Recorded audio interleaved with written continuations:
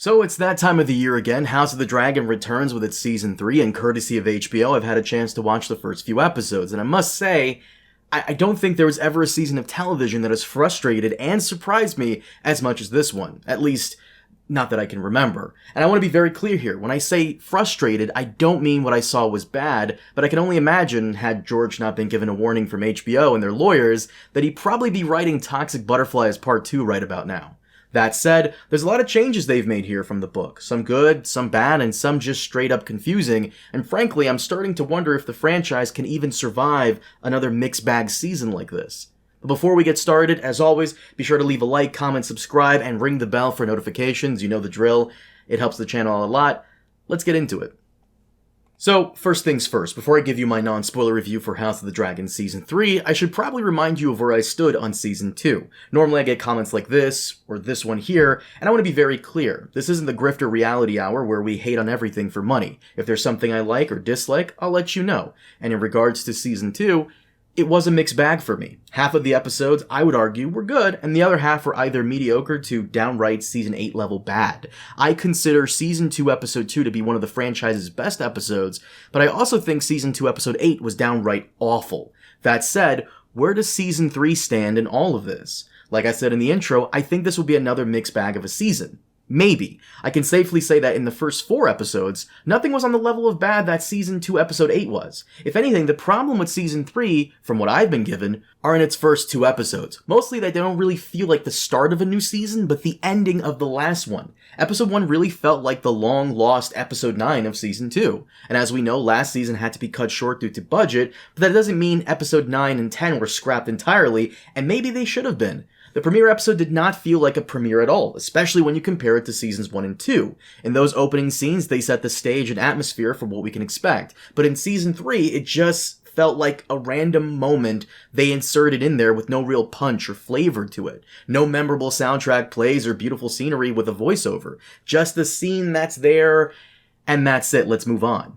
In regards to Episode 1, I would say it's really saved by the Gullet battle at the end, which was done very well. If you didn't catch Sunday night's stream, Preston said it best.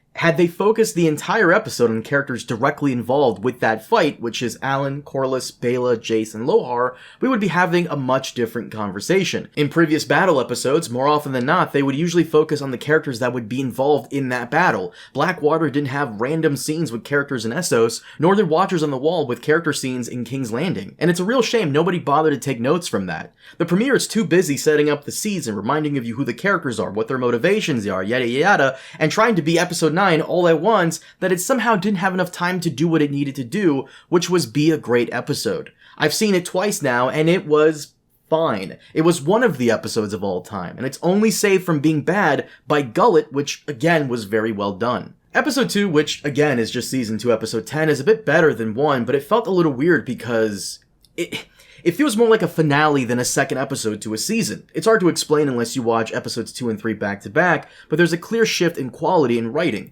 Episode 3, on the other hand, felt like the start of a new season, and it's actually pretty good. It's entirely devoted to Rhaenyra, and it does a much better job of showing her frustrations than it ever did with Daenerys. If there's one thing I will compliment House of the Dragon on is how well it handles Rhaenyra's mental state. For the last 10 episodes, people have been undermining and questioning everything she does, and you can feel her anger and anxiety here. And then you have Episode 4, which again is really Episode 2 and introduces 2 new characters fully, Alicent's cousin Ormond and her youngest son Daeron. These 2 are introduced earlier in the season, but we don't really get a good feel for who they are until Episode 4. Ormond is Tywin without the stoicism and a hint of Littlefinger, while Daeron is Tommen but with a bit more of a backbone.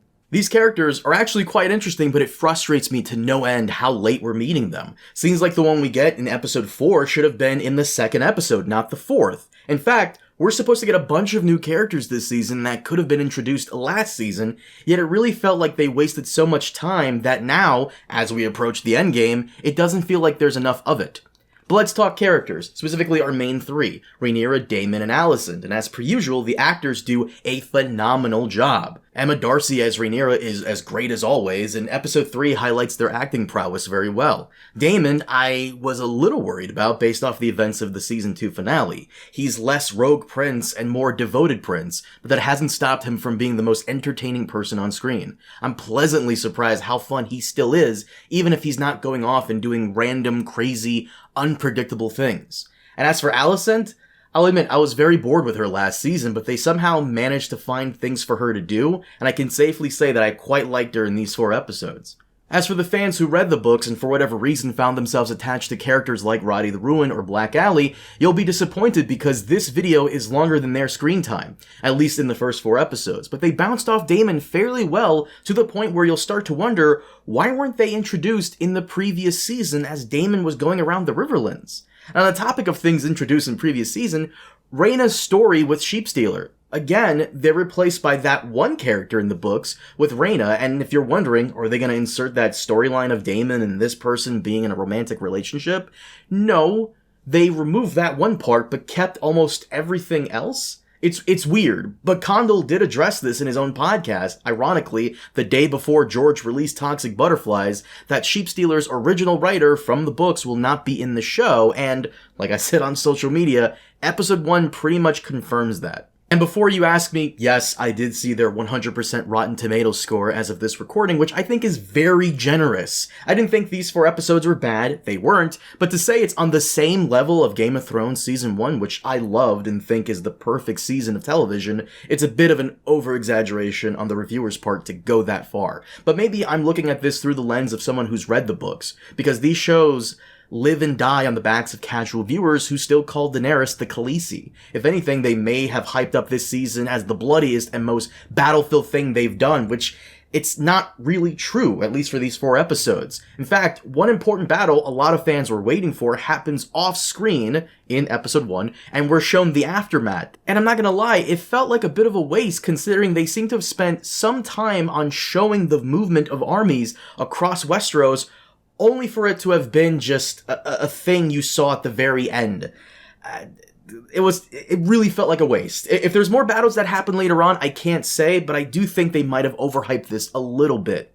Overall, the first half of the season was fine, but after Night of the Seven Kingdoms, it needed to be phenomenal, not just fine. Episode 1 isn't a good premiere episode, and it's mostly saved by the Gullet battle, which is great. People will compare it to Blackwater, which I don't think that's fair, but I get why they would. Episode 2 would have served as a good finale for Season 2, but as the second episode in a new season, it feels out of place. Not bad, but out of place. Someone told me Episode 3 was the conceptual episode. I don't know if that's true, but it's one of the better ones we've gotten in all of House of the Dragon. And Episode 4 was a decent follow-up.